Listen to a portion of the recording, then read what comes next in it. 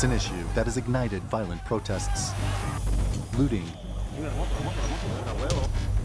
and even deaths. The move by the government of Mexican President Enrique Peña Nieto to slash fuel subsidies has led to gas prices soaring by as much as 20%. Peña Nieto appealed to Mexicans in a national address earlier this month, asking, "What would you have done?" People took to social media to answer his question with suggestions like remove privileges of the political class, fight corruption, and for Peña Nieto to personally stop wasting their money on luxury travel. Peña Nieto has been at the center of a series of corruption scandals since he took office in 2012.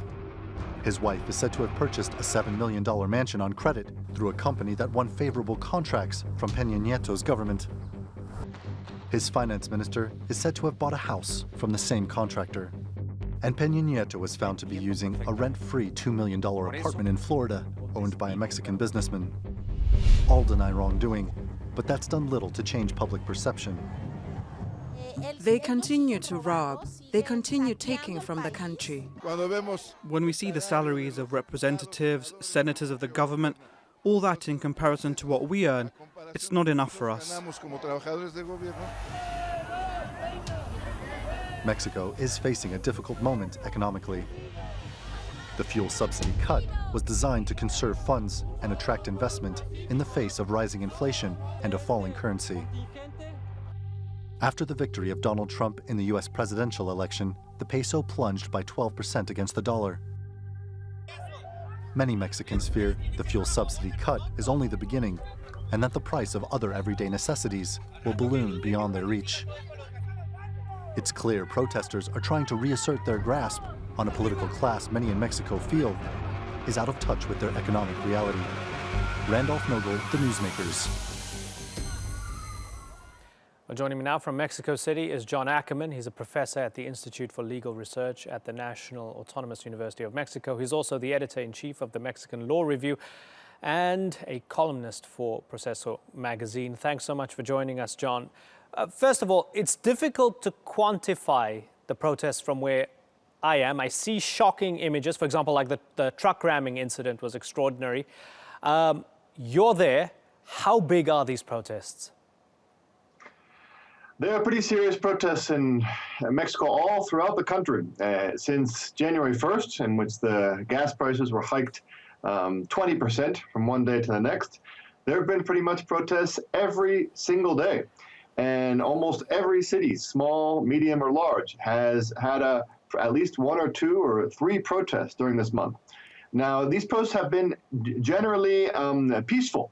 What's getting most of the international attention are the violent, I would say, many of them provocations, in fact, placed by the government itself. This is a government strategy for a long time in order to intimidate and make citizens feel like they're not safe on the streets, so they can't go out and protest peacefully. The government kind of includes violent protesters among the peaceful ones.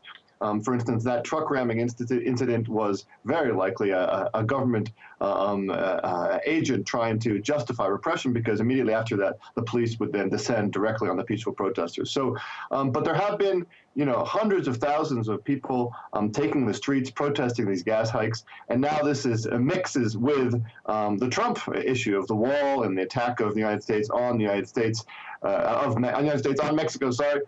In terms of immigration, economics, NAFTA, all of these things are on the table. So these general protests against the gas hikes has been mixed with this attack coming from the United States. Now, does the government have a point that they have to hike those gas prices because they need to remove the fuel subsidies, because that money is desperately needed elsewhere? They need to triage and prioritize. Do they have an economic and a political point here? The problem here is that we have a fiscal crisis. This is a reality. The question is where the fiscal crisis comes from. Where does that fiscal hole, what's the source of that? Here in Mexico, we're pretty clear that there are two reasons for that. One is corruption. So the president's closest associates throughout the country have been involved in a whole series of terrible scandals in which millions of dollars in pesos have just disappeared. And on the other hand, Enrique Peña Nieto 3 years ago promised on national television that the oil privatization, which was implemented in 2013, would lead inevitably and immediately to a reduction of gas prices. This was in order to confront the general feeling of the Mexican people that the privatization of oil was not a good thing, that we were going to precisely have a fiscal crisis. And surprise, the people were right. The president was not, and he is being called out now, Enrique Peña Nieto, for having openly lied to the Mexican population in order to justify his oil privatization, which in the end turned out to be in the interests of the big oil giants, international oil giants, instead of actually being able to use that oil to fund education and healthcare. And so, it's not like Mexicans are against funding the state. The Mexican state has always been strong and always had a good welfare state. But today, the people are really fed up with just sort of paying into these corruption and privatization. Okay, so we've established these protests are big, people are fed up, they feel betrayed, they feel lied to. Is this enough, if it continues, is it enough to cost Peña Nieto his job? Well, that's been, the number one consigna call at these marches. They've quickly morphed from just being about gas prices or just being about Trump to a call directly to Peña Nieto to resign. Now, you have to understand, in Mexico since 1934, every single president has completed his term. These are 6-year terms, they're long terms, but there's no re-election. So every 6 years, sort of renovation of the political system. And Mexico stands out as an exceptional case in all of Latin America, actually most of the world, insofar as all of the elected presidents since 1934 have finished their term. So it would be very difficult for Peña Nieto to leave. This would imply a major historical moment. I think the government would not allow this to happen because this would lead to a massive empowerment of civil society. But what's happening is, since he's not stepping down, he's sort of stubbornly sticking in the presidential chair. The discontent is bubbling up and bubbling up even more. And it's very likely that in 2018, next year, we have president's elections. There will be a massive participation of the Mexican people in order to throw out his party and most likely also the PAN, which was the party who ruled between 2000 and 2012 and which has been governing hand in glove with Peña Nieto. And given that, as you said, these issues are so interconnected, the gas prices, the wall, the economy, are people asking whether Mexico is too heavily dependent on the United States economically and a United States that is increasingly treating Mexico with disdain, through the words of President Trump?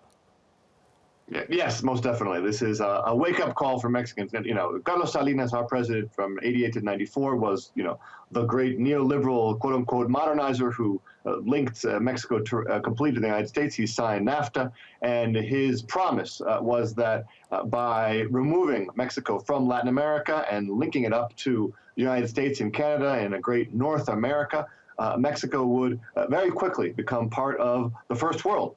Well, surprise, this has not happened. Over the last 25 years, Mexican economy has basically completely stagnated. We have an average growth rate of just about 2%. Our minimum wage is 44 cents an hour.